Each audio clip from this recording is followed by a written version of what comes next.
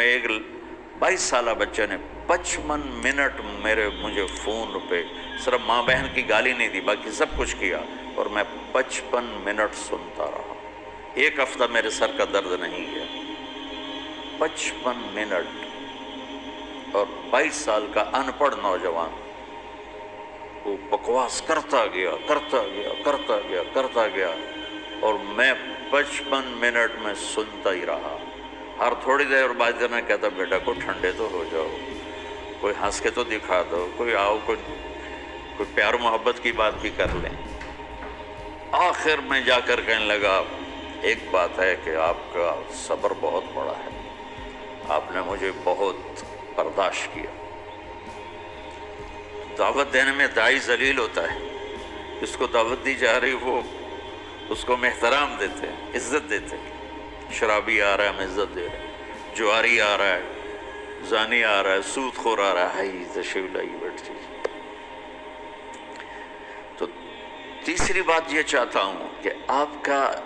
تبلیغ میں جانے کا جو جذبہ ہے وہ نبیوں والا ہو۔ یہ بات کے جذبے بنے ہیں، پڑھانے بیٹھ جاؤں، پڑھنے بیٹھ جاؤں، کتاب لکھوں، کوئی کہیں ممبر پہ بیٹھ جاؤں، کہیں خطابت پہ بیٹھ جاؤں، کہیں درس قرآن مل جائے، کہیں دارالفتاح مل جائے، یا کسی شیخ کا مرید ہو جاؤں تو مجھے خلافت مل جائے اور میری پیری مریدی بھی چل جائے، یہ بہت بات کے جذبے ہیں۔ میرے نبی اور صحابہ تھا کبھی عرش پر کبھی فرش پر، کبھی ان کے در کبھی در بدر، غم عاشقی تیرا شکریہ میں کہاں کہاں سے گزر گیا، کہیں راستوں میں تنہا کہیں ہوں ورود صحرا، میں جنوں کا ہم سفر ہوں میرا کوئی گھر نہیں ہے۔ یہ جذبہ پیدا کرنا چاہتا ہوں، چونکہ جو کام آدمی کرنا چھوڑ دیتا ہے وہ پھر ذہنوں سے نکل جاتا ہے، پھر ایسا نکلتا ہے کہ وہ بھولنا بھی۔ اب میں بے شمار حدیثیں بھول چکا ہوں، اللہ کا فضل ہے پاکستان میں سب سے پہلے حدیث کی نص کو بیان میں اللہ نے میرے ذریعے سے پیش کروایا، ورنہ کوئی عالم حدیث حضور نے فرمایا کہ جو 5 وقت نماز پڑھے گا اس کے گناہ معاف ہو جائیں گے، اس طرح تو بیان ہوتی تھی، لیکن اس کو اس کی نص کے ساتھ من قام رمضان ایمانا و احتسابا غفر له ما تقدم من ذنبه۔ اور یہ میں نے نا، یہ ہے بات 82 میرا بیان تھا لاہور مرکز میں فجر کے بعد، تو اس کے بعد میں بیٹھا ہوا تھا تو دو بالکل نہیں وہاں نہیں، ادھر مترا والی میں اجتماع تھا، تو میرا بیان ہوا عصر کے بعد، مغرب کے بعد مولانا نظر الرحمان صاحب، تو میں مسجد میں بیٹھا تھا تو دو بالکل ان پڑھ بوڑھے آپس میں تبصرہ کر رہے ہیں، پنجابی تھے، یارو مولوی بچہ جو ہے یہ تو حدیثاں ہی پڑھی گیا، حدیثاں ہی پڑھی گیا، وہ اتنا اثر لے رہے تھے اس کی، قرآن ہی پڑھی گیا، حدیثاں ہی پڑھی گیا۔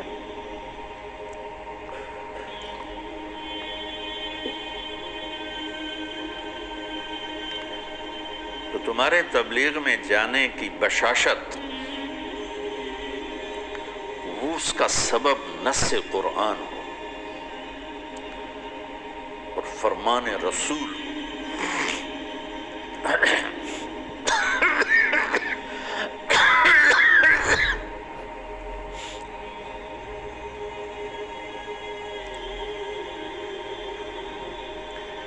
تو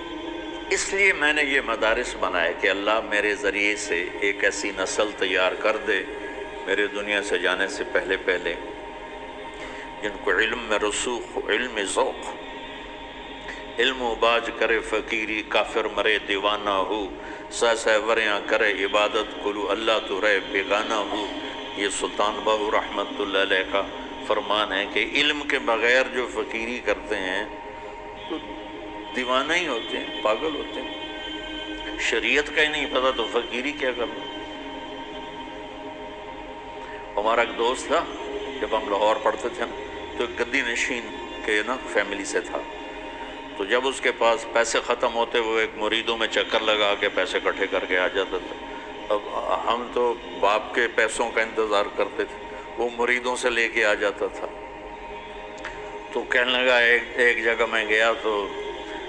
کہا ہمارے جو ہوتے تھے نا چیلے، وہ بڑے ٹرینڈ ہوتے تھے، یعنی ہمارا تصور بٹھانے کے لیے۔ تو کہا میں ایک جگہ گیا تو ایک مرید اپنے بچے کے ساتھ ہے، تو وہ بچہ کہتا ابا یہ پیر دی تا داڑھی کوئی نہیں۔ تو میرا جو چیلا بیٹھا تھا کہا اوئے چکا پیران دی اندر داڑھی اندر۔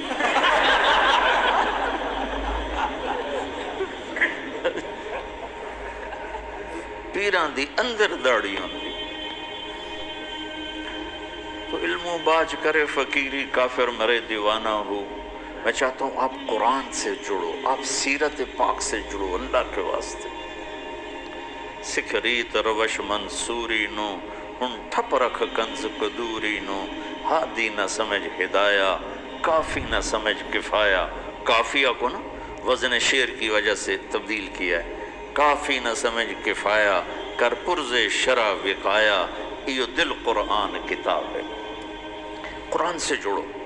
سیرت پاک سے جڑو، براہ راست اس سے اثر لو۔ عالمگیری میں یہ لکھا ہے، فتاوی محمودیہ میں یہ لکھا ہے، فتاوی رشیدیہ میں یہ لکھا ہے، فتاوی دارالعلوم دیوبند میں یہ لکھا ہے، وہ ہمارے سر آنکھوں پر ہے، لیکن ہم مستدل حدیث کو بنانا چاہتے ہیں، ہم سیرت سے اثر لینا چاہتے ہیں۔ میرے نبی نے یہ کیا، میرے نبی نے یہ، ٹھیک ہے ہم مقلد ہیں، ہم غیر مقلد نہیں ہیں، اور ہم علماء دیوبند کی تحقیق پر راضی ہیں۔ ہاں چھوٹا موٹا اختلاف تو ہر پڑھنے والا کرتا ہی ہے، تو اس کا مطلب یہ نہیں ہوتا کہ وہ اس سے نکل گیا ہے، جزوی اختلاف ہر جگہ ہوتا ہے۔ تو تم سیرت سے جڑو، تم قرآن سے جڑو، تمہارے اخلاق عالی شان، تمہیں اللہ کا پیغام پہنچانے کا تمہارے اندر جذبہ ہو۔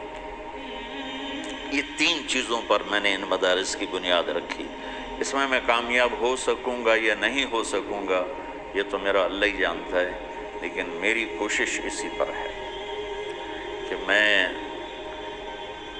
چونکہ ہماری نسل جو آج مدارس سے تیار ہو رہی ہے وہ انتہائی منفی ذہن کی تیار ہو رہی ہے، اور ایک بچہ معصوم ذہن کے ساتھ آتا ہے اور 11 سال 15 سال کے بعد جس بھی مکتب فکر سے وہ نکلتا ہے وہ باقی سب کی نفرت لے کے نکلتا ہے، اس کے دل میں کسی کے لیے محبت اور ہمدردی نہیں ہوتی۔ اور یہ کتنی نادانی کی بات کہ اگر میں اپنے آپ کو اہل حق میں سے سمجھتا ہوں تو میرے ذمہ ہے کہ میں ان کی ہمدردی اور محبت میرے اندر اتری ہوئی جن کو میں اس راستے سے ہٹانا چاہتا ہوں،